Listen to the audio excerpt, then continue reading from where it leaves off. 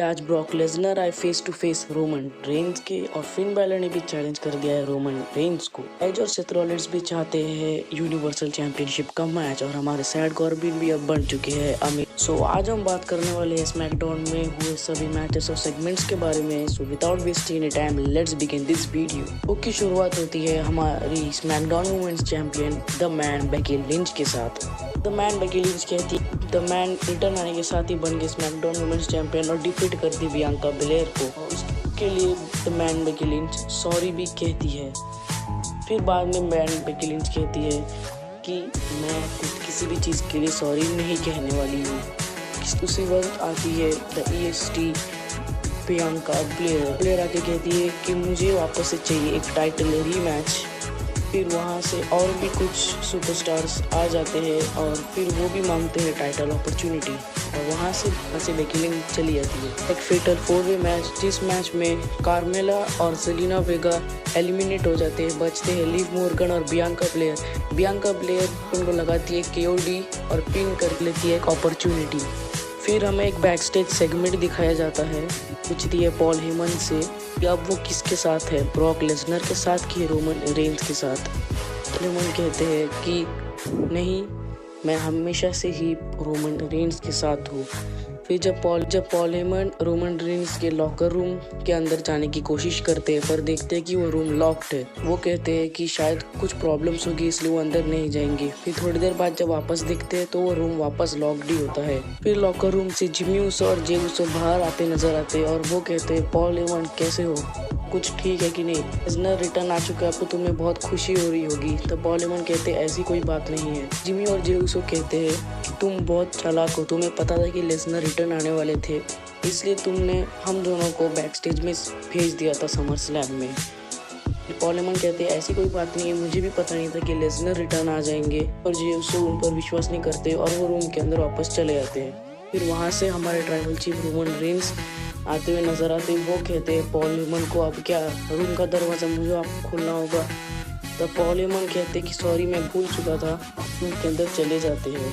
फिर शो पर एक मैच होता हुआ नजर आता है बिटवीन सेजारो और चैड गेबल के बीच में। इस मैच में जब सेजारो स्विंग लगाने चलते हैं चैड गेबल को तब ओटिस आगे इंटरफेयर कर देते हैं और मैच वहाँ पर डिस्क्वालिफिकेशन से सेजारो जीत जाते हैं। फिर चैड गेबल और ओटिस मिलकर सेजारो को पीटना शुरू कर देते हैं। नेक्स्ट सेगमेंट की तरफ बढ़ते हैं जहाँ पर हमें दिखाया जाता है कि एक कार में कोई तो आ रहा होता है। उस कार से निकलते हमारे बैरन कॉर्बिन और उन्होंने अपनी दाढ़ी बाल सब कुछ शेव कर लिया होता है। वो आते हैं और वो कहते हैं कि मैं और अभी और सैड कॉर्बिन नहीं, मैं बन चुका हूँ हैप्पी कॉर्बिन। बिन आते हैं रिंग में और वो कहते हैं कि कैसे उन्होंने $35 से लॉटरी जीती और अभी वो बन चुके हैं करोड़पति। फिर वो कहते हैं कि मैंने बिगी का मनी इन द बैंक चुरा लिया था तो बिगी तुम प्लीज़ रिंग में आ जाओ, मैं तुम्हें नहीं मारने वाला। तो वहाँ से बिगी को बोलते हैं कि मैंने पहले तुम्हारी मनी इन द बैंक चुरा ली थी, आज मैं उसे खरीदना चाहता हूँ, तुम कितने में बेचोगे? $50,000, $100,000।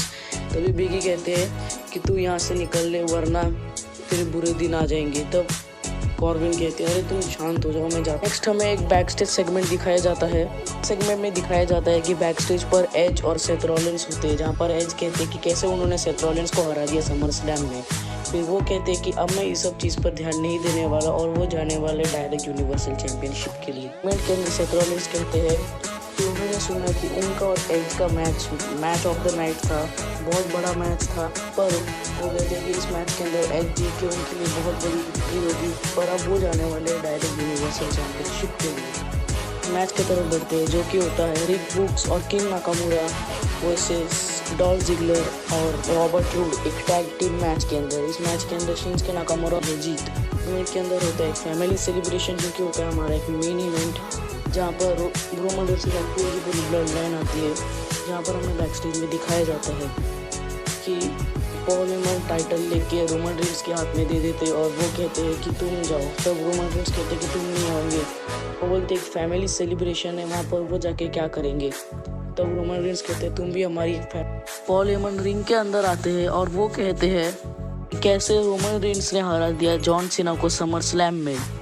इतने में ही थीम सॉन्ग प्ले होता है द प्रिंस फिन बैलर का और वो एंट्रेंस करते ही माइक पर बोलते हैं उनकी जो अपॉर्चुनिटी यूनिवर्सल चैंपियनशिप के लिए वो जॉन सीना ने ले ली थी, उन्हें तो वो बाद में निपटाएंगे। रोमन रेंस के लिए और भी नए नए चैलेंजेस है कि ब्रॉक लेसनर भी रिटर्न आ चुके हैं और एज और सेथ रॉलिंस को भी चाहिए एक टाइटल अपॉर्चुनिटी।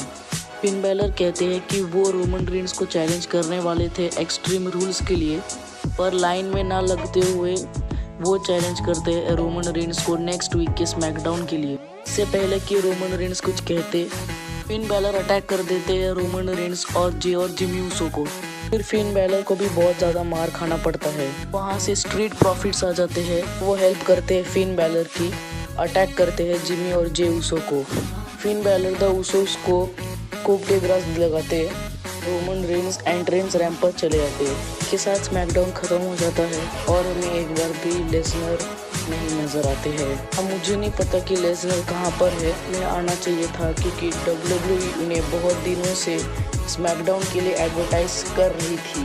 मुझे बस इतना ही, मिलता हूँ आपको किसी एक नए वीडियो में। आपको वीडियो अच्छी लगी रहेगी तो लाइक किए बिना कहीं मत जाना, नए हो तो सब्सक्राइब कर लो कि मैं आपके लिए ऐसी ही हर एक नई वीडियोस लाते रहूँ। Till then bye bye.